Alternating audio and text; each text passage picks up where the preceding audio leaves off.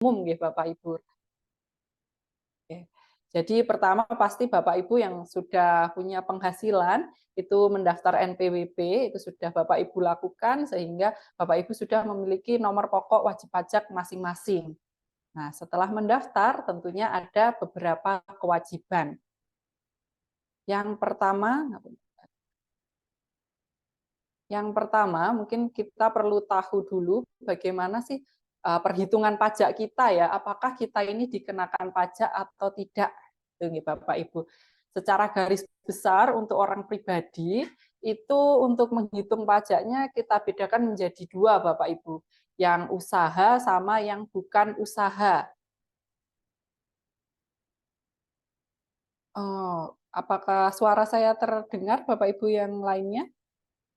Mungkin belum di-join-kan dengan mic-nya, Pak. Di bagian bawah Zoom ada yang berbentuk seperti mic, itu dikonekkan dulu mungkin, Pak. Oke.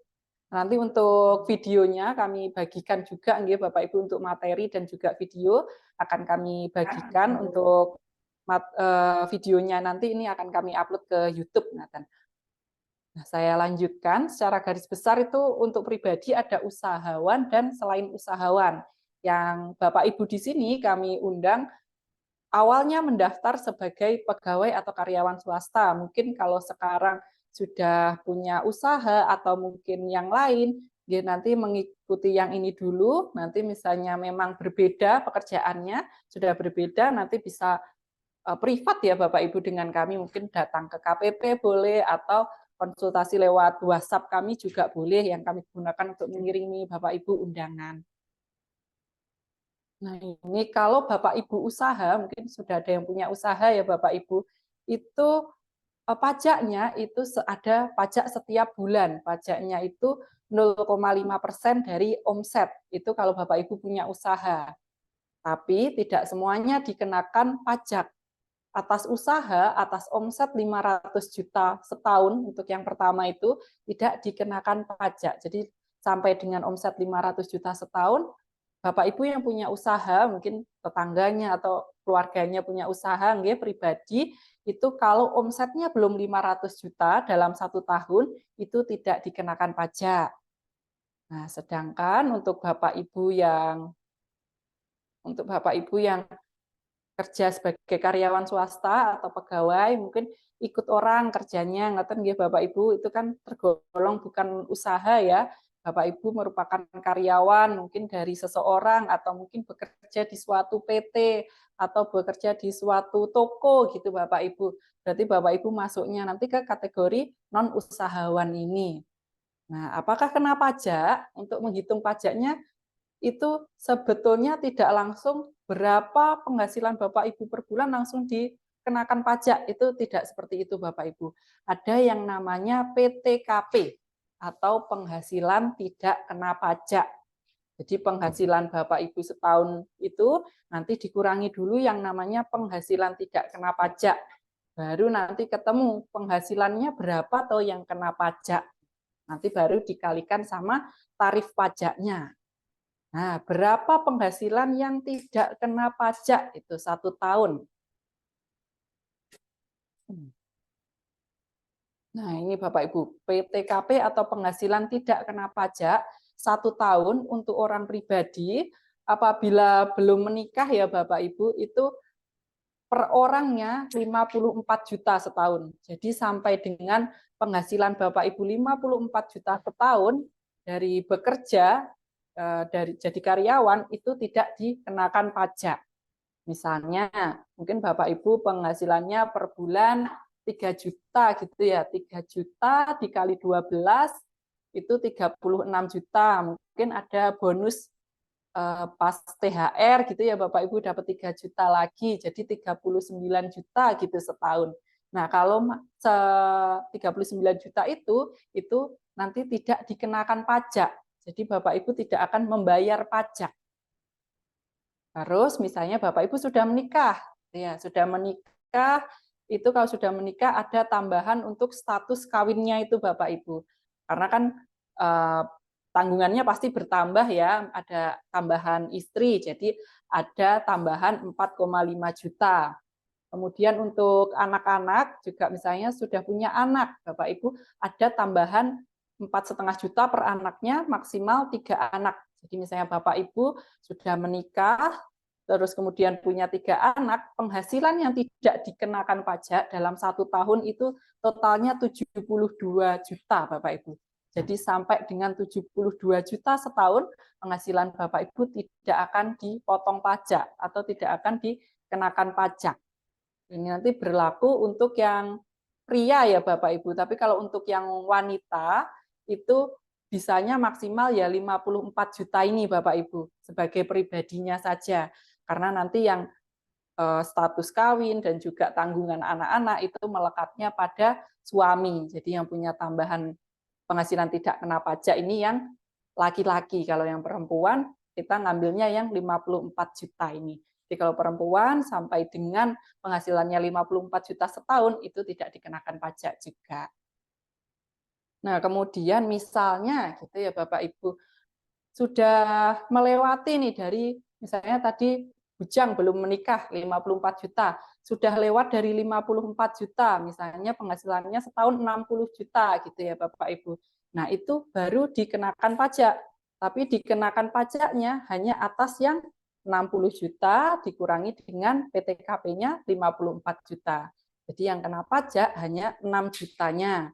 6 jutanya itu baru dikali dengan tarif 5% gitu. 6 juta kali 5%, 300.000. Pajaknya 300.000 tapi itu 1 tahun gitu Bapak Ibu. Nanti kalau misalnya penghasilannya semakin tinggi, ya tentu saja pajaknya semakin besar. Dan tapi selama Bapak Ibu memang masih di bawah penghasilan tidak kena pajak, tidak perlu khawatir karena penghasilannya tidak dikenakan pajak, tidak disuruh membayar pajak.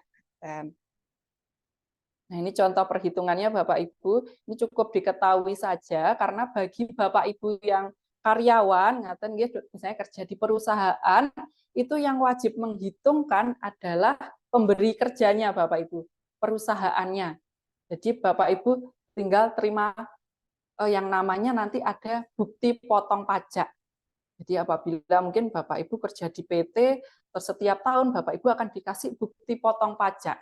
Di situ ada total penghasilan Bapak Ibu berapa, terus pajak yang sudah dipotongkan oleh perusahaan dari gaji Bapak Ibu itu berapa, itu nanti ada buktinya sendiri. Itu yang Bapak Ibu akan laporkan gitu. Jadi Bapak Ibu tidak perlu menghitung sendiri.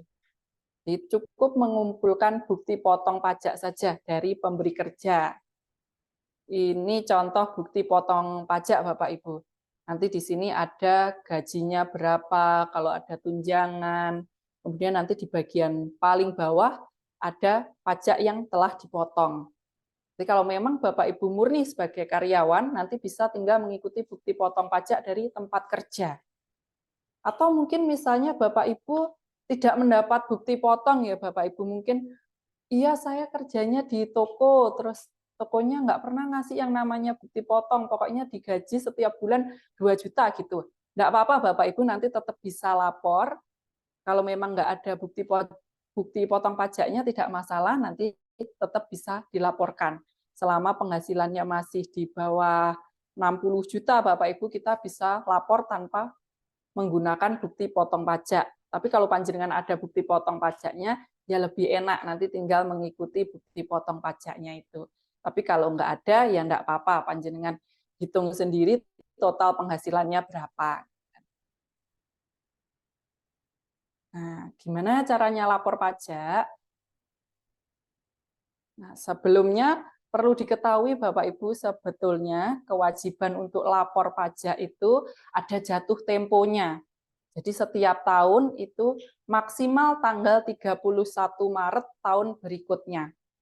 Jadi misalnya untuk tahun 2022 itu dilaporkannya maksimal 31 Maret 2023. Nanti yang 2023 juga seperti itu, maksimal dilaporkan 31 Maret 2024. Nah, Bapak Ibu yang kami undang hari ini itu belum laporan yang SPT tahun 2022 Bapak Ibu, yang harusnya sudah dilapor 31 Maret kemarin. memang telat, tapi tidak apa-apa Bapak Ibu, lebih baik terlambat daripada tidak sama sekali. Jadi tetap wajib dilaporkan walaupun terlambat. Bapak Ibu tetap bisa lapor. Tapi nggih memang ada kemungkinan Bapak Ibu akan dikenakan denda.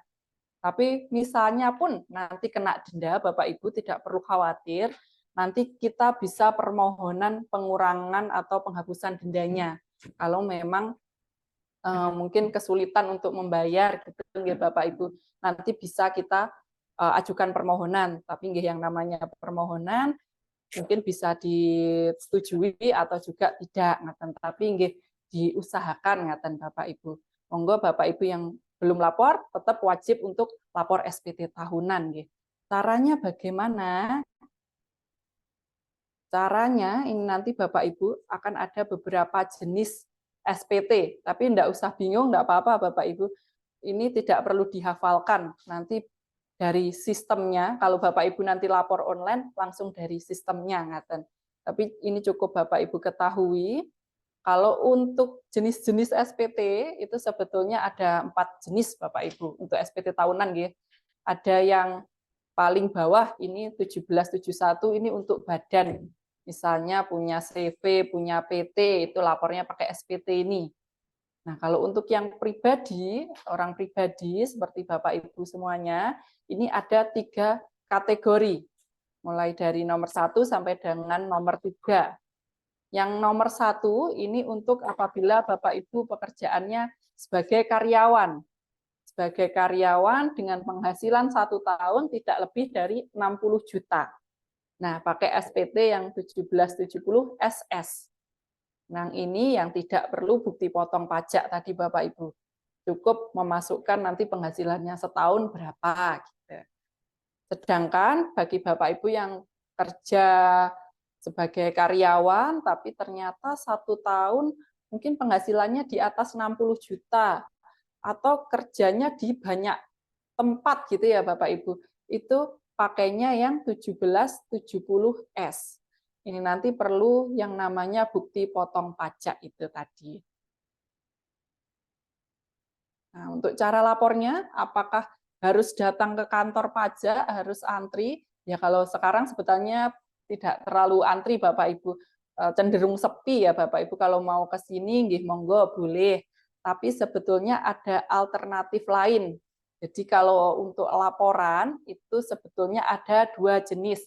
Yang pertama bisa manual. Kalau manual ya berarti nulis Bapak Ibu, ngisi, datang ke kantor pajak atau ngisi formulir SPT tahunan kemudian dikirim ke pos atau lewat jasa ekspedisi. Atau bisa juga Bapak Ibu online. Online bisa, jadi nggak usah kemana-mana, online aja bisa Bapak Ibu. Boleh, tapi misalnya baru pertama kali ya mau online, Bapak Ibu mau panduan ke kantor pajak juga boleh. Hari ini kita akan panduan yang online-nya ini Bapak Ibu. Kalau yang manual kurang lebih sama, cuma di kertas ngisinya. Kalau Bapak Ibu online nanti nggak usah ngisi di kertas, langsung pakai HP Bapak Ibu atau pakai komputer atau laptop yang ada di rumah. Jadi nggak usah kemana-mana, Bapak Ibu bisa lapor pajak.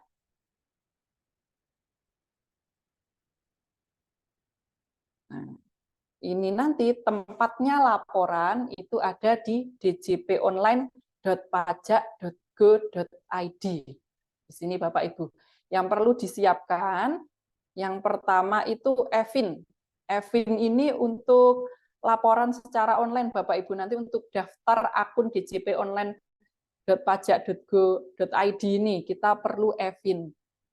Kemudian siapkan juga laptop atau komputer atau HP panjenengan bisa. Dan HP-nya atau komputernya dan laptopnya harus terhubung ke jaringan internet, ada internetnya. Nah, ini yang tadi Bapak Ibu kan perlu EVIN ya untuk daftar pertama kali, atau mungkin dulu sudah pernah lapor SPT tahunan online tapi lupa password-nya gitu. Bapak Ibu juga perlu EVIN. Minta EVIN ini juga bisa online Bapak Ibu. Nanti kirim saja permintaan EVIN-nya lewat email yang ada di nomor 3 ini Bapak Ibu, kpp.653 djp@pajak.go.id. Nanti yang perlu dikirim, Bapak Ibu cukup mengetikkan nama, NPWP, NIK, kemudian alamat tempat tinggal, alamat email, nomor HP, sama nanti dikasih foto pegang KTP, ngatain Bapak Ibu pegang KTP dan NPWP. Tapi kalau Bapak Ibu belum punya NPWP yang fisik seperti ini, mungkin belum sampai, nggih. NPWP itu sebetulnya kami kirimkan lewat pos Bapak Ibu, lewat jasa ekspedisi. Cuma kadang nggih tidak sampai. Kalau Bapak Ibu belum punya kartunya, enggak apa-apa, bisa pegang KTP saja, enggak apa-apa. Boleh Bapak Ibu, enggak masalah. Nanti dikirim ke email ini. Kalau sudah akan dikasih balasan. EVIN Bapak Ibu berapa? Itu ada 10 digit Bapak Ibu, 10 digit nomor khusus gitu. Nah, nanti Bapak Ibu bisa pakai untuk laporan secara online di DJP online. Nanti simulasinya di akhir nih Bapak Ibu. Nah, ini sebetulnya tutorialnya di YouTube juga ada, Bapak Ibu. Nanti misalnya hari ini masih ngawang-ngawang gitu ya, Bapak Ibu, terus mau lihat tutorialnya yang ada di YouTube-nya DJP juga boleh. Nah, ini misalnya nanti ini kita simulasikan juga di akhir ya Bapak Ibu. Tapi mungkin Bapak Ibu di sini beberapa kemarin ketika kami WhatsApp Bapak Ibu kami undang, beberapa mengatakan bahwa sudah tidak bekerja lagi. Kemudian sudah kami tanya apakah mungkin ganti punya usaha Bapak Ibu, ternyata juga sudah tidak punya usaha. Atau mungkin ya sebetulnya masih bekerja, tapi penghasilannya tadi di bawah penghasilan tidak kena pajak. Mungkin masih di bawah 54 juta gitu ya Bapak Ibu. Kan apakah harus laporan setiap tahun? Nah, kalau memang NPWP-nya itu masih aktif Bapak Ibu statusnya, memang kewajibannya harus laporan setiap tahun. Tapi ini atas NPWP yang orangnya sudah tidak bekerja lagi, sudah tidak memiliki usaha, atau mungkin masih bekerja, masih jadi karyawan, tapi penghasilannya di bawah penghasilan tidak kena pajak tadi, boleh memilih untuk NPWP-nya di non-efektifkan, Bapak Ibu. Kalau di non-efektifkan, berarti tidak usah laporan setiap tahun. Boleh kalau memang memilih untuk dinonaktifkan. Caranya nanti ada yang namanya formulir permohonan non-efektif, ya Bapak Ibu, ada pernyataannya juga kenapa memilih non-efektif. Kemudian harus lapor SPT tahunan 2022. Jadi Bapak Ibu ini nanti laporan dulu, kalau memang sudah tidak bekerja lagi, mungkin biasanya sudah resign, kemudian di rumah menjadi ibu rumah tangga, kan sebetulnya sudah tidak ada penghasilan, boleh itu NPWP-nya dinonaktifkan. Nanti lapor SPT tahunan 2022, nanti kami cek ada tunggakan pajak atau tidak. Kalau tidak ada, nanti boleh dinonaktifkan, jadi tahun depan sudah tidak perlu laporan SPT tahunan. Nanti sewaktu-waktu, misalnya mungkin Bapak Ibu jadi punya kegiatan usaha, kemudian atau mungkin sudah bekerja lagi dan penghasilannya di atas penghasilan tidak kena pajak. Nah, itu kan mulai wajib lapor lagi ya Bapak Ibu. Bapak Ibu boleh mengaktifkan NPWP-nya kembali. Di NPWP non-efektif ini NPWP-nya tidak terhapus, tidak hilang. Hanya saja posisinya nonaktif. Bapak Ibu jadi tidak perlu laporan SPT tahunan. Seperti itu enaknya non-efektif karena memang sudah tidak ada penghasilan seperti ini nggih Bapak Ibu, atau sudah ada penghasilan tapi masih di bawah penghasilan tidak kena pajak, memang boleh untuk memilih di non efektifkan atau di nonaktifkan. Tapi kalau mau tetap aktif, ya tetap boleh-boleh mawon Bapak Ibu boleh saja, tapi ya itu Bapak Ibu harus jadi laporan setiap tahunnya gitu. Mulai laporannya 1 Januari maksimal 31 Maret. Nah, ini kita akan coba simulasi langsung saja nggih Bapak Ibu. Ini saya tadi sudah buka DJP online.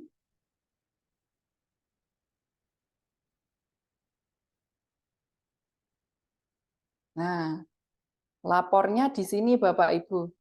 Bapak Ibu cari djponline.pajak.go.id. Lewat HP masing-masing bisa. Nah, ini nanti, atau bisa juga panjenengan cari di Google lapor pajak online gitu. Biasanya dia akan yang paling atas munculnya Bapak Ibu, djponline.pajak.go.id. Nanti tampilannya seperti ini. Kalau misalnya Bapak Ibu belum pernah lapor secara online, pastikan belum punya akunnya ini. Nah, Bapak Ibu bisa daftar akun ini dulu. Ini berarti berbeda nggih Bapak Ibu dengan akun pendaftaran NPWP. Mungkin Bapak Ibu yang NPWP-nya baru-baru itu kan daftarnya online nggih, tapi ini akunnya berbeda. Daftar akun lagi untuk laporan SPT tahunan. Daftar di sini pengguna baru. Nah, nanti diminta memasukkan NPWP dan juga EVIN. Di langkah pertama, kalau panjenengan mau lapor secara online, harus punya EVIN dulu. EVIN-nya lewat email tadi, Bapak Ibu. Nanti memasukkan NPWP, EVIN, kode keamanan, kemudian di-submit ini. Ketika di-submit, nanti akan ada untuk ke ininya ya, Bapak Ibu, ke email. Nanti akan ada ke email, dikirimkan ke email untuk aktivasinya, link aktivasinya. Jadi kalau sudah membuat password, sudah aktivasi, nanti bisa login di sini, masuk lewat sini. Atau misalnya Bapak Ibu dulu sudah pernah lapor secara online, tapi lupa nih passwordnya, bisa juga Bapak Ibu pakai lupa kata sandi ini. Kon duduk nih banyu kok kon ndelok beda.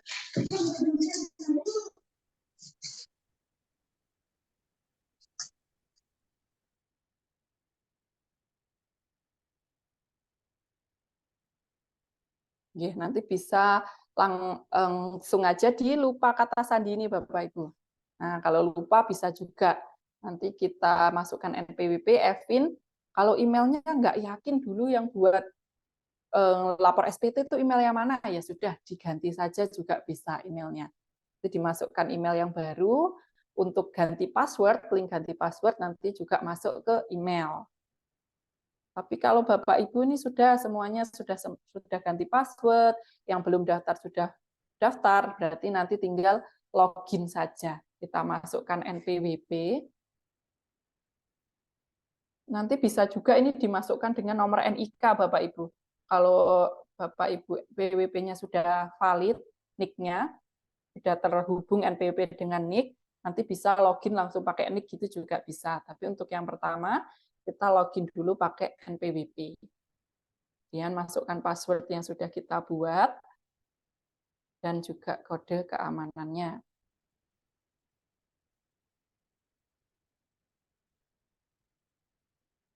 Nah, nanti akan tampilannya seperti ini Bapak Ibu. Ada juga NPWP elektronik di sini. Kalau misalnya Bapak Ibu mungkin perlu pemberkasan apa gitu ya, daripada memfotokopi NPWP, bisa juga ambil scan-nya dari sini. Nah, Bapak Ibu misalnya tadi kan supaya bisa login dengan NIK ya Bapak Ibu, itu Bapak Ibu bisa cek di profil. Nah, di profil ini, kalau di sini tulisannya sudah valid, itu Bapak Ibu bisa login pakai NIK. Mungkin Bapak Ibu lebih banyak yang hafal NIK ya daripada NPWP. Nanti karena mulai tahun 2024, NPWP-nya ini semuanya akan pakai NIK Bapak Ibu. Bagi orang pribadi, NIK-nya itu akan menjadi NPWP. Tapi ya tidak serta-merta harus, karena sudah punya NPWP harus bayar semua, harus lapor semua. Tidak. Nanti tetap bisa ada yang non-efektif tadi tetap bisa. Jadi tidak semua jadi harus lapor atau jadi harus bayar pajak. Nah, nanti gimana kalau untuk lapor? Kalau untuk lapor tempatnya di sini Bapak Ibu yang lapor ini. Kita klik yang lapor. Kemudian karena pekerjaan kita adalah pegawai, kita bisa pakai yang e-filing ini Bapak Ibu. Sebetulnya pakai e-form ini juga bisa yang di sebelah kiri. Tapi kalau pakai e-form harus pakai komputer atau laptop. Tapi kalau pakai e-filing ini, yang ini bisa cukup pakai HP saja. Kita klik yang e-filing. Nah, kemudian ini akan muncul Bapak Ibu riwayat laporan SPT kita. Kalau kita mungkin sudah pernah lapor SPT tahun kemarin, itu akan muncul di sini laporan SPT-nya. Tapi kalau belum pernah, ya di sininya nanti kosong. Kemudian kita klik yang buat SPT. Dibuat SPT, nanti kita tinggal menjawab pertanyaannya saja Bapak Ibu. Karena kita karyawan, jadi apakah ada usaha, kita pilih tidak saja. Kemudian apakah suami istri menjalankan kewajiban perpajakan terpisah atau mungkin ada pisah harta. Kalau tidak, kalau gabung ya kita jawab tidak saja. Nah, kemudian ada pertanyaan ini Bapak Ibu, ini nanti yang terakhir ini menentukan Bapak Ibu akan pakai formulir yang S atau yang SS tadi. Apakah penghasilan bruto yang diperoleh dalam 1 tahun kurang dari 60 juta. Jadi kalau totalnya kurang dari 60 juta, kita pilih iya. Nanti akan muncul SPT 1770 SS. Ini. Kalau ternyata lebih mungkin ya Bapak Ibu 72 juta misalnya, berarti kita pilih tidak. Nanti kita bisa pakai yang bentuk panduan saja biar mudah. Nanti akan muncul SPT 1770S, S-nya cuma 1. Ini kita coba dulu yang penghasilannya kurang dari 60 juta setahun ya Bapak Ibu. Jadi ini 0 sampai dengan 60 juta. Penghasilan 0 sampai dengan 60 juta. Kita pilih yang ini, tombol kuningnya ini. Nah, kita akan langsung diminta milih tahun pajak. Bapak Ibu mau laporan tahun pajak berapa? Berarti ini kan kita melaporkan yang tahun 2022, ya Bapak Ibu. Kita pilih yang 2022. Kemudian nanti statusnya ini akan otomatis. Kalau belum pernah lapor yang tahun 2022, ini akan terpilih yang normal. Tapi karena saya sudah pernah lapor, jadinya masuk ke pembetulan. Bentar, ya.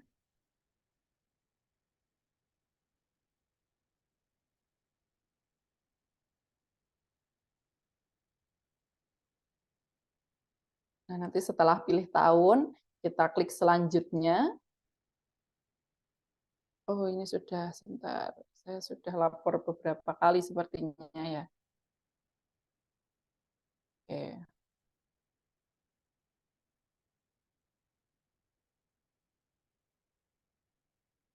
Nah, ini Bapak Ibu nanti akan keluar seperti ini. Tampilannya yang harus Bapak Ibu isi. Yang pertama, penghasilan bruto atau penghasilannya dalam 1 tahun itu berapa gitu. Nah, mungkin Bapak Ibu banyak yang tidak punya bukti potong dari tempat kerja, nggih. Nggih, monggo Bapak Ibu hitung saja, misalnya 1 tahun 20 satu bulannya gitu nggih, 1 bulannya dapat 2 juta. Terus kemudian ada THR gitu 2 juta juga, berarti dikali 13, berarti 2 juta kali 13, 26 juta gitu misalnya. Boleh, monggo panjenengan hitung sendiri kalau memang tidak ada bukti potong pajaknya. Yang biasanya tidak ada bukti potong pajak, memang penghasilan yang di bawah penghasilan tidak kena pajak, ya Bapak Ibu. Memang banyak yang tidak membuatkan bukti potongnya.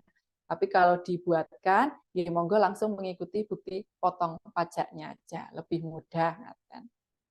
Kemudian nomor 2 ini pengurang. Biasanya kalau bayar pensiunan itu ada pengurangnya, tabungan pensiunan itu nggih Bapak Ibu.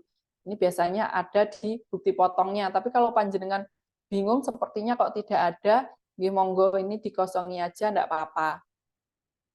Kemudian kita pilih penghasilan nomor 3 ini penghasilan tidak kena pajaknya. Kita pilih berdasarkan status kita nggih Bapak Ibu. Kalau panjenengan sudah menikah, misalnya menikah terus punya 1 orang anak, dia dipilih yang K1, kawin tanggungan 1 orang. Kalau belum menikah, kita bisa pilih TK0, tidak kawin, tidak ada tanggungan. Nah, ini adalah penghasilan tidak kena pajak saya. Karena saya belum nikah, berarti dapat penghasilan tidak kena pajak 54 juta setahun. Kalau penghasilan saya 26 juta, berarti penghasilan saya ini kan di bawahnya 54 ini nggih Bapak Ibu, jadi penghasilan yang kena pajak adalah 0. Jadi saya tidak dikenakan pajak. Iya, tidak ada pajak penghasilan yang terutang. Artinya di sini 0, nihil Bapak Ibu. Kita cukup melaporkan penghasilannya saja. Kalau sudah, kita pilih berikutnya. Ini berikutnya adalah ditanyakan penghasilan lain Bapak Ibu. Mungkin Bapak Ibu dapat warisan gitu nggih. Warisan itu adalah penghasilan yang dikecualikan dari objek pajak. Jadi tidak dikenakan pajak juga, boleh ditulis di sini. Tapi kalau tidak ada ya yang ini tidak diisi enggak apa-apa Bapak Ibu, bisa dilewati saja. Kita pilih berikutnya. Nah, yang harus diisi lagi ini nomor 11 Bapak Ibu. Nomor 11 adalah jumlah keseluruhan harta yang dimiliki pada akhir tahun. Ini harta panjenengan ada apa saja gitu. Oh, ini ada apa saja, kemudian dirupiahkan Bapak Ibu. Jadi harganya dulu berapa ya di total semuanya. Misalnya panjenengan ada rumahnya 50 juta itu bangunnya. Terus kemudian ada motor, dulu belinya 20, berarti total 70 dimasukkan di sini boleh. Nah, ini. Oh, kemudian ini saya cek di kolom pertanyaan ada pertanyaan dari dari Ibu Indah nggih, kalau perempuan single parent bagaimana? Oh, ini kalau tadi yang penghasilan tidak kena pajak nggih Ibu Indah. Kalau memang perempuan single parent berarti kan memang ada tanggungan nggih Bapak Ibu. Ini boleh kita pilih yang misalnya tanggungannya putranya 1, ngaten nggih. Kita bisa pilih yang TK1 ini. Tidak kawin tapi ada tanggungan 1 orang. Kita pilih ininya boleh. Jadi kalau memang single parent ya tetap boleh mengakui penghasilan tidak kena pajak atas putra-putrinya, enggak apa-apa Bapak Ibu. Nanti misalnya putrinya 2, berarti kita pilih TK 2 gitu. Kalau memang perempuan suaminya juga bekerja gitu, nah itu pasti akan dapat penghasilan tidak kena pajaknya hanya TK 0 karena kan yang K sama anak-anaknya sudah ditanggung suaminya gitu. Kita lanjut. Tadi sampai harta nggih Bapak Ibu. Di harta berapa di total dimasukkan di sini nominalnya. Kemudian kalau panjenengan punya kewajiban, punya pinjaman, misalnya mungkin ada pinjaman di BRI gitu. Terakhir akhir tahun 2022 masih ada 10 juta. Monggo dituliskan enggak apa-apa. Mungkin ada pinjaman juga ke koperasi. Boleh dituliskan. Tapi kalau memang tidak ada pinjaman, dikosongkan juga enggak apa-apa. Yang wajib diisi yang nomor 11 ini Bapak Ibu. Ini harta, misalnya tabungan juga boleh. Alat elektronik seperti HP itu dimasukkan nilainya di sini juga enggak apa-apa Bapak Ibu. Jadi walaupun sedikit tetap harus ada nilainya yang di nomor 11 yang jumlah keseluruhan harta ini. Kalau ini sudah, kita bisa berikutnya. Kemudian ada pernyataan bahwa yang kita isi itu sudah sesuai dengan kondisi yang sebenarnya. Kita nanti tinggal pilih setuju. Nah, berbicara tentang harta, Ibu Indah, ada pertanyaan kalau perhitungan jumlah harta akhir tahun posisinya masih dalam masa cicilan. Nah, ini misalnya Bapak Ibu mungkin motor ya yang sering ada cicilannya, punya motor.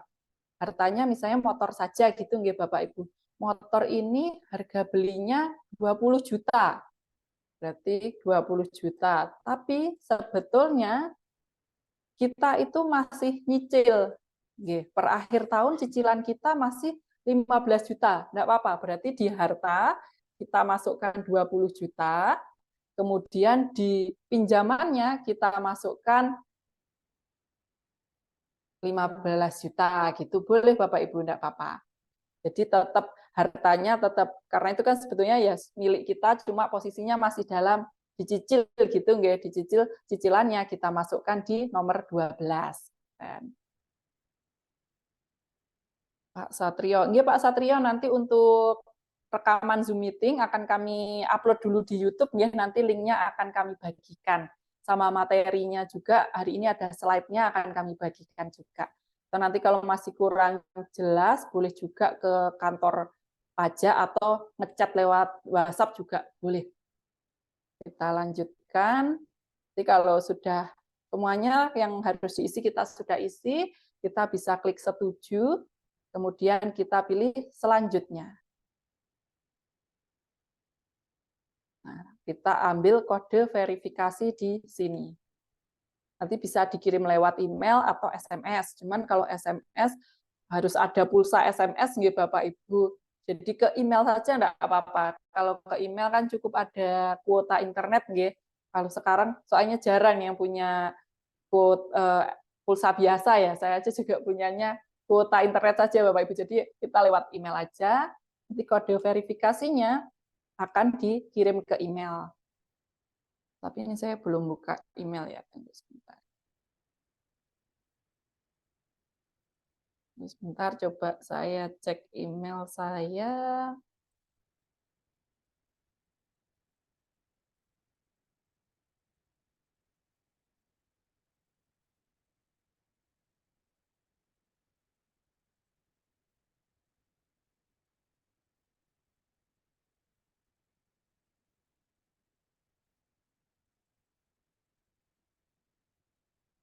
Nah, ini di email saya sudah masuk pesan dari e-filing, Bapak Ibu, kode verifikasi. Nah, kode verifikasi ini nanti akan keluar kode verifikasi Anda. Ini kita bisa salin, kita pindah ke SPT tahunan kita tadi.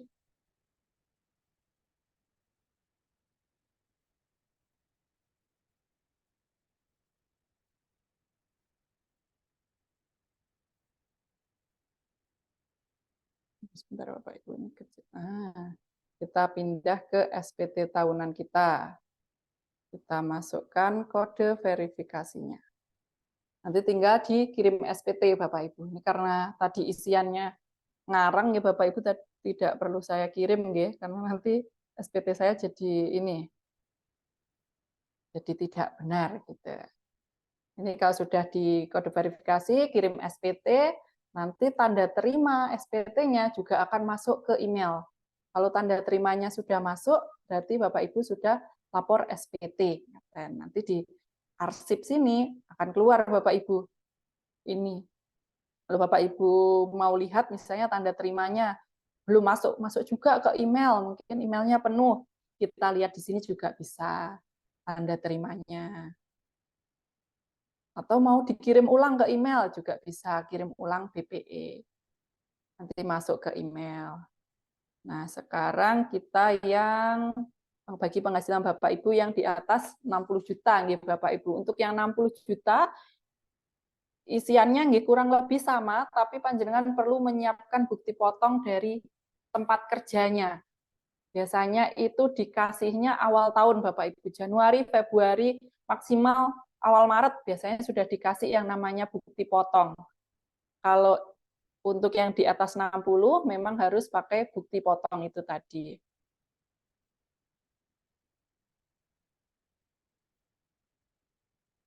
Nah, ini karena penghasilan setahun lebih dari 60, kita pilih tidak.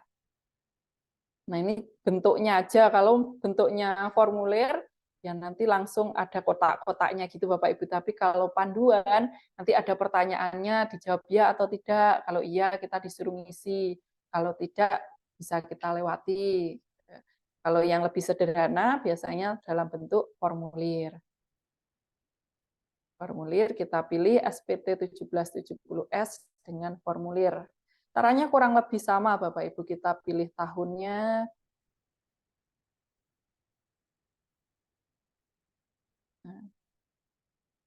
Ini kalau Bapak Ibu memang dapat bukti potong, biasanya di awal-awal buka ini akan ada notifikasinya kalau panjenengan ada bukti potong. Mau dipakai atau tidak, kita boleh menentukan sendiri. Kalau mau dipakai, kita pilih ya, nanti akan keluar datanya. Tapi kalau tidak sesuai, masih bisa dibetulkan juga Bapak Ibu, enggak masalah. Tapi kalau tidak ada, kalau mau ya sudah ngetik sendiri, tidak usah dari sistem karena takut tidak sama gitu ya sama bukti foto yang Bapak Ibu terima, kita boleh pilih tidak aja, tidak masalah. Nanti yang pertama disuguhkan ke kita itu yang ditanyakan adalah penghasilan yang dikenakan pajak final. Yang pajak final itu jenisnya kita bisa lihat ditambah, saya ada deposito, kemudian mungkin Bapak Ibu beli surat berharga negara, gitu. Itu biasanya sudah dipotong pajak ya Bapak Ibu. Kalau Bapak Ibu punya deposito, punya surat berharga negara, itu kalau dapat bunga itu akan langsung dipotong oleh banknya. Terus biasanya banknya akan ngirimi satu file gitu lewat email tentang bunga yang panjenengan terima selama ini berapa, terus sudah dipotong pajak berapa saja. Itu akan ada. Tapi kalau nggak ada, oh sama saya nggak ada sama sekali penghasilan yang ada di list ini ya, nomor 1 sampai 14 tidak ada sama sekali. Dilewati enggak apa-apa. Kita langsung ke lanjut daftar harta. Daftar harta ini Bapak Ibu, kita bisa tambah sendiri. Misalnya mau nambah kode hartanya panjenengan punya apa? Tabungan gitu nggih. Kebedaannya dengan yang di bawah 60 juta tadi, yang kalau di bawah 60 juta semuanya hartanya dijadikan satu, tidak dirinci. Tapi kalau bagi panjenengan yang penghasilannya di atas 60 juta, ini hartanya harus dirinci Bapak Ibu. Misalnya ada tabungan, tabungan tabungan di BNI gitu nggih, misalnya di BNI. Tahunnya kalau tabungan kan pasti per akhir tahun gitu ya Bapak Ibu, kan kita tidak tahu ini uangnya uang tahun berapa. Kalau tabungan boleh kita pakai tahun perolehannya 2022. Kemudian harga perolehannya ya jumlah tabungan kita per akhir Desember itu berapa. Atau mungkin Bapak Ibu motor gitu ya, punyanya hartanya motor. Motor nih, alat transportasi, motor. Motor. Nah, ini belinya misalnya tahun kemarin, tahun 2021. Kemudian belinya kemarin 20 juta. Ya, kita tulis aja 20 juta. Keterangan boleh di strip atau kalau mau lengkap boleh ditulis merek motornya atau mungkin nomor kendaraannya juga boleh. Nanti disimpan. Nanti kalau sudah disimpan, dia akan masuk ke daftar harta. Nah, apakah kita harus ngisi setiap tahun hartanya sama, padahal hartanya sama gitu ya Bapak Ibu. Nah, kalau Bapak Ibu tahun sebelumnya itu sudah pernah lapor SPT online seperti ini, ketika kita klik harta pada tahun lalu, itu akan keluar Bapak Ibu. Jadi Bapak Ibu tinggal nambahi kalau misalnya, oh mungkin ada harta baru, atau tabungannya nambah, tinggal ditambahi, diedit, atau mungkin, oh ini motornya saya jual gitu, ganti motor lain, boleh motor yang lama dihapus terus dimasukkan yang baru gitu. Jadi kalau sudah harta, kita lanjut ke sama kewajiban atau pinjaman. Pinjamannya ini harus dirinci juga. Agak berbeda kalau yang tadi kan ya sudah pinjaman kemana saja dijadikan satu. Tapi kalau yang ini, yang di atas 60 juta penghasilannya, kita pinjamannya juga harus dirinci. Kalau tahun sebelumnya, misalnya tahun kemarin sudah lapor ada pinjaman 20 juta gitu nggih di BRI. Kemudian tahun ini masih ada pinjamannya. Nah, bisa ini kita klik hutang pada SPT tahun lalu, nanti akan keluar di sini. Nanti paling tinggal mengganti jumlahnya saja Bapak Ibu. Kan setiap tahun pasti berkurang ya pinjamannya. Atau kalau belum pernah ada sama sekali, ya bisa kita masukkan. Kode utang kita pilih mungkin utangnya ke bank ngaten nggih. Atau ke bank bisa KPR, leasing kendaraan, itu di nomor 1 juga.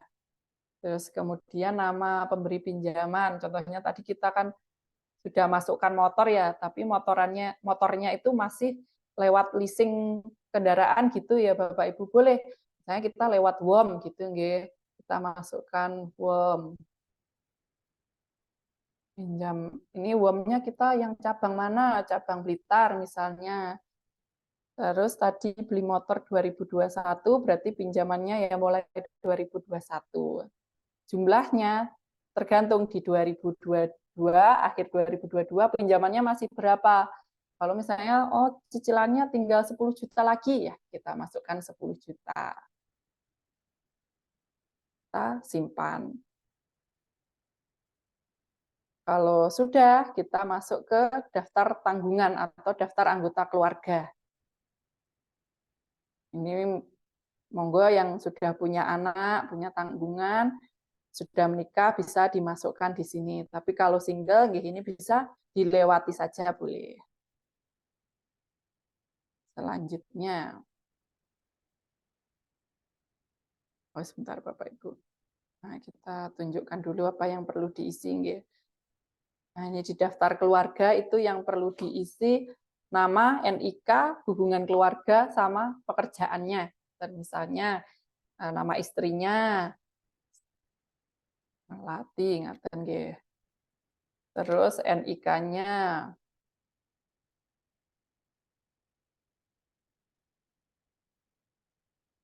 tuh, kemudian ini istri, itu pekerjaan ibu rumah tangga. Atau mungkin punya pekerjaan lain, monggo dimasukkan. Misalnya ada anak juga, anaknya, nama anak, kemudian masih sekolah anaknya, kita tulis pelajar saja. Dan kalau masih belum sekolah, boleh ditulis belum sekolah, gitu enggak apa-apa. Kalau sudah diisi, kita selanjutnya. Nah, ini kalau punya penghasilan lainnya, misalnya panjenengan ada penghasilan dari sewa gitu, atau dapat hadiah, gitu, boleh dimasukkan di sini. Tapi kalau nggak ada, ya ini nggak diisi, nggak apa-apa. Langsung, ini juga penghasilan-penghasilan lainnya yang tidak termasuk penghasilan yang kena pajak, ya misalnya dapat warisan gitu.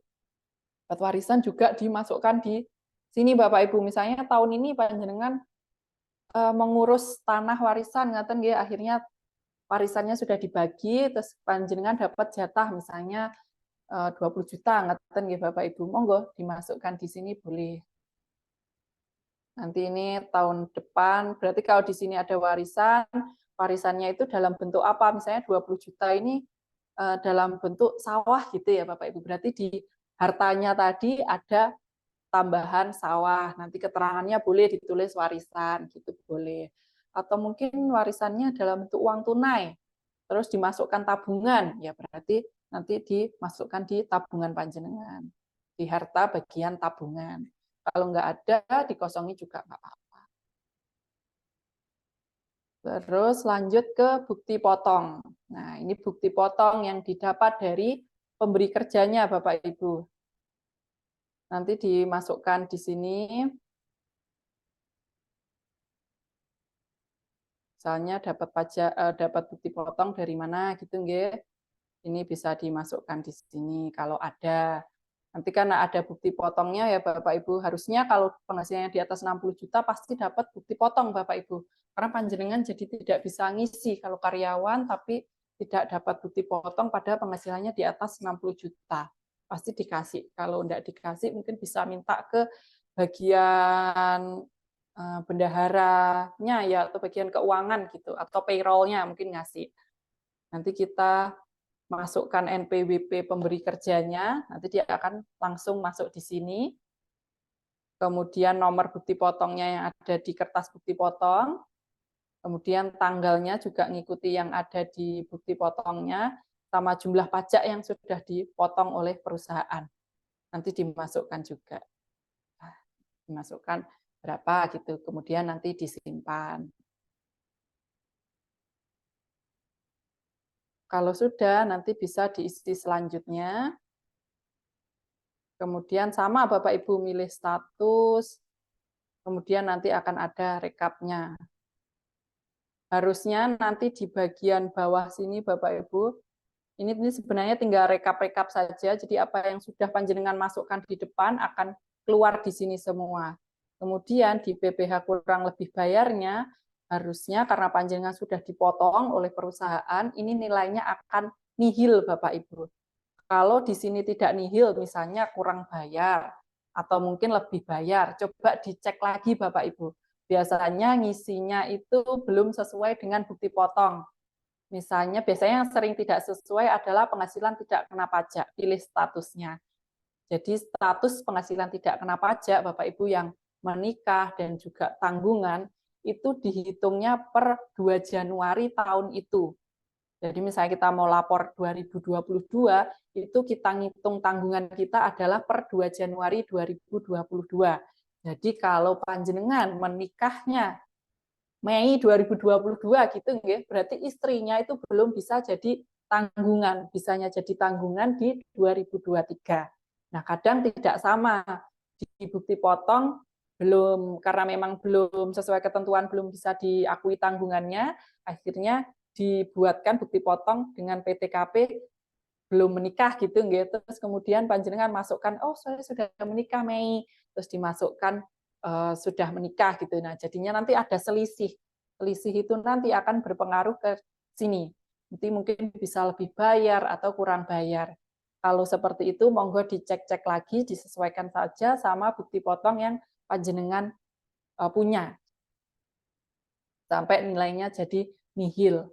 Kalau bingung kok enggak nihil-nihil, nggih boleh menghubungi kami, enggak apa-apa Bapak Ibu. Kalau sudah, kita lanjut ke F. Yang ini angsuran, kalau karyawan tidak usah diisi, karena pasti di sininya kan nihil, nggih. Kemudian lanjut ke pernyataan, sama, tinggal pilih setuju. Selanjutnya, terus ambil kode verifikasi juga, kirim ke email, nanti masuk ke email. Caranya sama seperti yang penghasilan pakai yang SS tadi, nggih Bapak Ibu.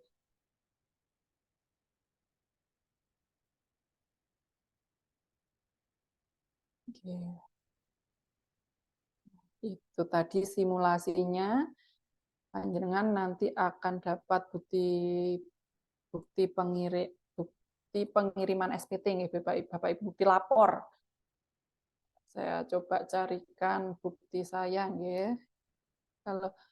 Kalau masuk ke email nanti akan seperti ini. Nah, bentuknya seperti ini, masuk ke email ini.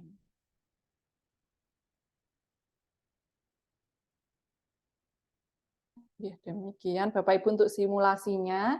Jadi monggo setelah ini bisa segera, kalau mau online berarti harus buat EVIN dulu. Kalau sudah punya EVIN nanti bisa lapor SPT tahunan. Kalau memang panjenengan sudah tidak bekerja atau mungkin bekerja tapi sebetulnya penghasilannya masih di bawah penghasilan tidak kena pajak. Kemudian tidak ada usaha juga, usaha sendiri atau jualan gitu, misalnya nggak ada, nggih. Kalau memang tidak ada, boleh memilih NPWP-nya untuk dinonaktifkan Bapak Ibu. Boleh, enggak apa-apa.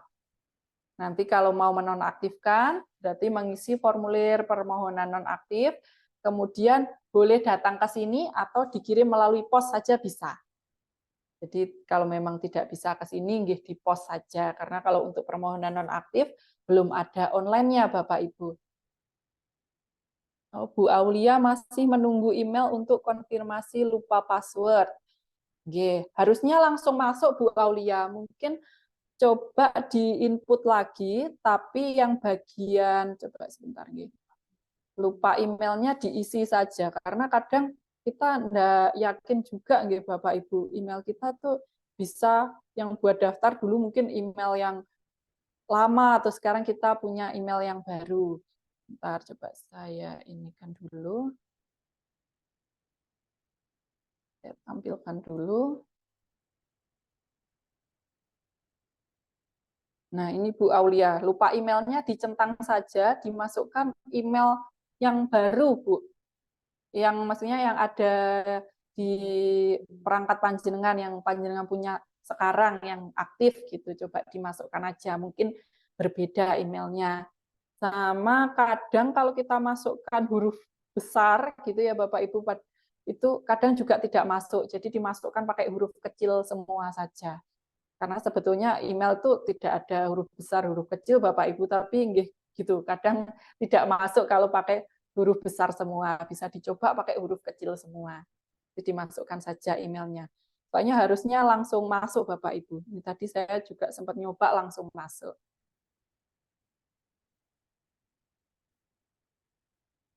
Mungkin Bapak Ibu ada yang masih belum jelas, Bapak Ibu monggo nanti untuk rekaman kami bagikan ya Bapak Ibu, mohon ditunggu.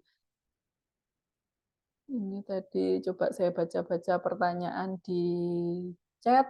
Oh, yang ini tadi sudah beberapa sudah dijawab langsung ya, sudah terjawab bareng pas kita simulasi tadi. Monggo Bapak Ibu mungkin ada pertanyaan lagi. Kalau mau bertanya langsung juga boleh, tidak ngetik juga tidak apa-apa. Kalau mau ngetik di kolom chat juga boleh, monggo Bapak Ibu. Yang penting panjenengan bisa lapor ngaten. Memang terlambat, tapi lebih baik dilaporkan daripada tidak sama sekali. Di tahun depan, kalau mau lapor lagi, lapornya maksimal 31 Maret, Bapak Ibu, supaya tidak tergolong terlambat.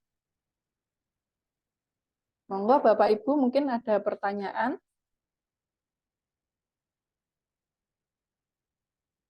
Kita tunggu sebentar nggih. Sambil mungkin tadi yang Evin-nya tadi nggih Bapak Ibu coba saya tunjukkan lagi.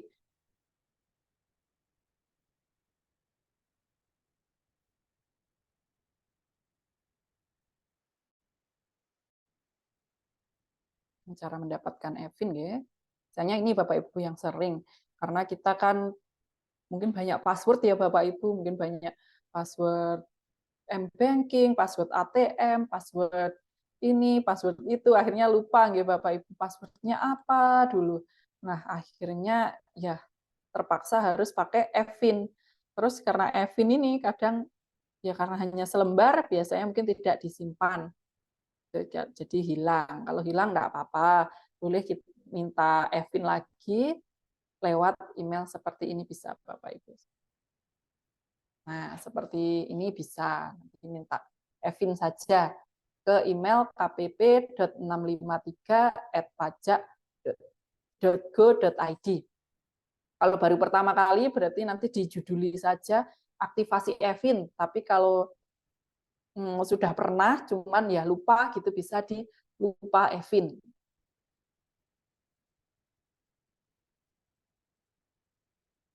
Mungkin tipsnya bisa Evinnya dimasukkan di kotak HP Bapak Ibu. Kadang saya juga nggak mungkin ingat juga kalau Evin Bapak Ibu. Biasanya saya masukkan di kontak HP, jadi nanti dicari di HP. Atau mungkin di, di email itu juga biasanya terkirim Evin, bisa dicari di emailnya. Tapi kalau memang sudah tidak ada semua, nggih monggo, bisa minta lewat email saja. Nanti cara-cara Evinnya juga saya kirimkan nggih Bapak Ibu.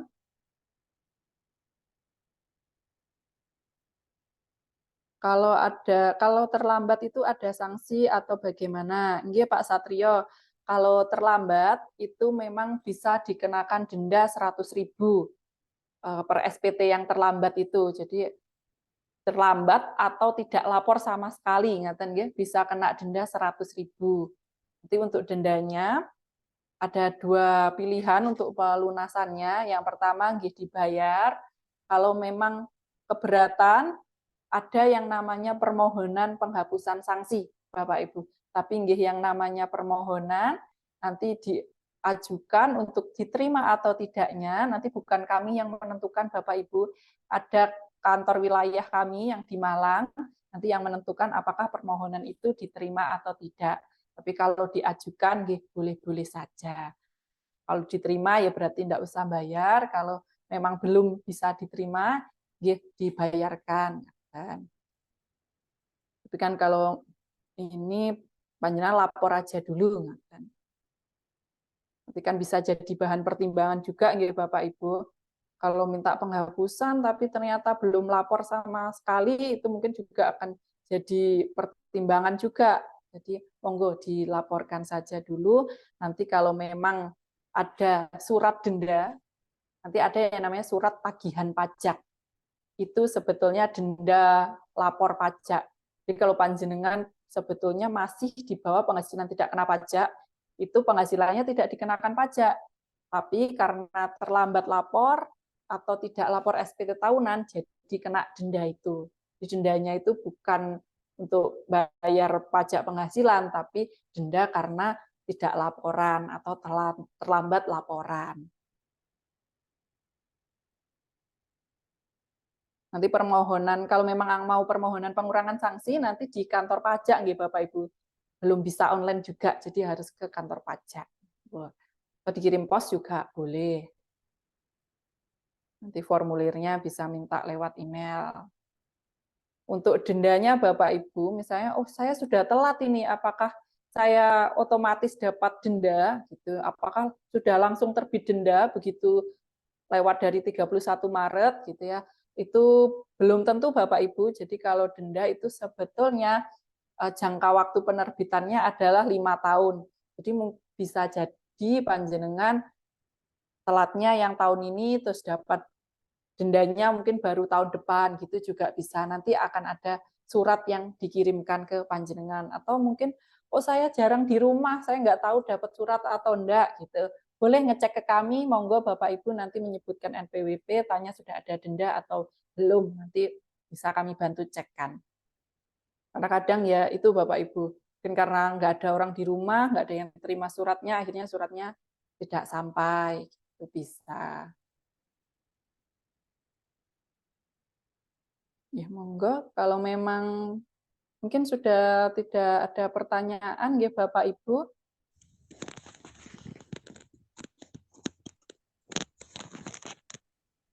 Apakah ada pertanyaan? Ya, kalau memang sudah tidak ada, semoga materi hari ini bisa membantu Bapak Ibu untuk segera lapor SPT tahunan. Jadi kalau memang masih bingung, monggo dapat menghubungi kami lewat WhatsApp atau bisa juga dengan datang ke kantor pajak Blitar, Bapak Ibu letaknya di selatan terminal kota. Atau kalau panjenengan lebih dekat ke Wlingi, itu di Wlingi juga ada kantor pajak Wlingi. Letaknya itu di depan SMK PGRI. Bentar nih Bapak Ibu, saya lupa SMK atau SMA gitu, di kawasan Ruko, Jalan Sudirman. Di Wlingi itu juga ada kantor pajak. Monggo kalau lebih dekat ke sana boleh Bapak Ibu. Nanti untuk video recordingnya mungkin kami kasih linknya aja nggih Bapak Ibu yang bisa melihat nggih yang punya link. Nanti kalau misalnya temannya mau lihat nggih monggo dikasih linknya aja enggak apa-apa. Nggih, kalau kelas pajak biasanya memang hanya kami kasih linknya, nggak bisa langsung dibuka lewat YouTube kami gitu. Tapi bisa kalau yang penting punya linknya. Nanti kami kasih linknya, boleh di-share ke teman-temannya, nggak apa-apa.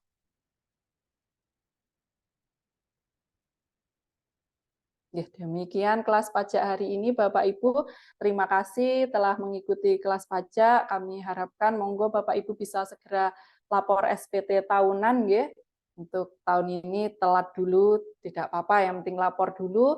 Nanti tahun depan berarti karena sudah bisa, ya monggo lebih sebelum tanggal 31 ya Bapak Ibu. Lebih awal enggak apa-apa malahan. Mulai 1 Januari itu malah sudah bisa Bapak Ibu. Mungkin biasanya kan kalau diundur-undur jadi lupa ya. Boleh awal tahun, oh iya lapor, monggo, lapor aja enggak apa-apa. Mohon maaf apabila ada kesalahan dari kami dalam penyelenggaraan kelas pajak ini. Untuk link materi dan juga rekaman akan kami kirimkan melalui WhatsApp Bapak Ibu masing-masing. Mohon ditunggu nggih Bapak Ibu, mungkin kami nanti perlu proses upload 1 jam atau 2 jam. Mohon ditunggu, paling lambat besok kami kirimkan. Ya, terima kasih Bapak Ibu. Wassalamualaikum warahmatullahi wabarakatuh. Bapak Ibu boleh meninggalkan ruangan Zoom.